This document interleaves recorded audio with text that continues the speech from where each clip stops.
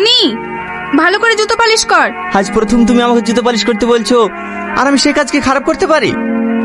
বাড়ির সব লোক মরে গেছে নাকি? আমি কলেজ থেকে একা হাঁটতে হাঁটতে বাড়ি আসছি, তুমি আনতে যেতে পারোনি?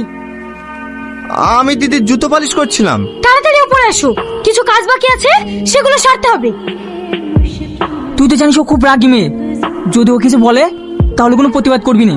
আব্বা, তুমি তোমার ছোট মেয়েকে এত ভয় পাও কেন? ও নয় আমার জুতো পালিশ করে যাবে। তোর জুতোটা একটু পরেই পালিশ করে দেবে। হে টনি, তুই যা যা।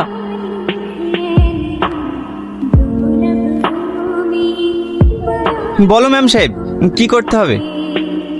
আমি তোমাকে বলিনি এই বাড়িতে কোনো নিচু কাজ করবে না? দিদি হুকুম করলে আমি না করতে পারবো? ওরও দেখছি মনুষ্যত্ব বোধ হারিয়ে গেছে। কাল থেকে আমি আর চুপ করে থাকবো না, কাল আমি সবাইকে জানিয়ে দেবো আমি তোমাকে ভালোবাসি। না না, তোমার কাছে হাত জোড় করে বলছি, তোমার কিছু হবে না, কিন্তু বাবুজি আমাকে মারতে মারতে এই বাড়ি থেকে বের করে দেবে। তোদের ভালোবাসার কথা যদি বাড়িতে বলিস না, তাহলে সত্যি সত্যি টনিকে বাড়ি থেকে বের করে দেবে। তুই কি করে পারলি সবকিছু জেনে টনিকে দিয়ে জুতো পালিশ করাতে? আরে কাকা কাকে সবাই আমাকে খারাপ ভাবতে শুরু করেছিল, তাই আমি টনিকে দিয়ে জুতো পরিষ্কার করতে। দেখো না দিদি, ও আমাকে ভালোবেসে বিয়ে করার জন্য জেদ করছে।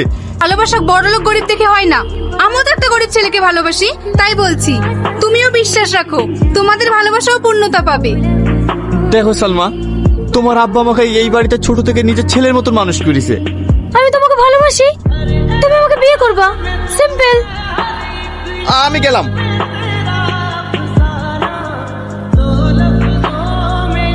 কি ব্যাপার, তুমি কোথায় যাচ্ছ? তোমাকে নিতে এসেছি। লোকে দেখলে কে কি ভাববে বলো তো? কে কি ভাবলো আর কে কি ভাবলো না ওসব আমি দেখতে যাবো না, তাড়াতাড়ি গাড়িতে ওঠো।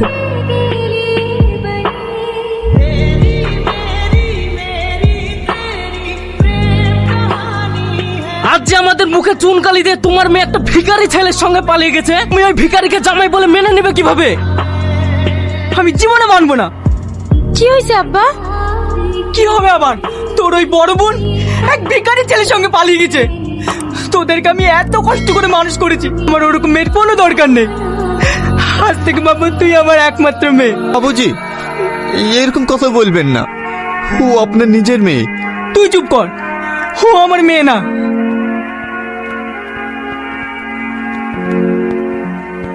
তোমার চা।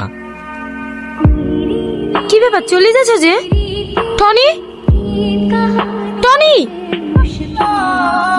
তুমি বসো, আমি তোমার জন্য খাবার নিয়ে আসছি।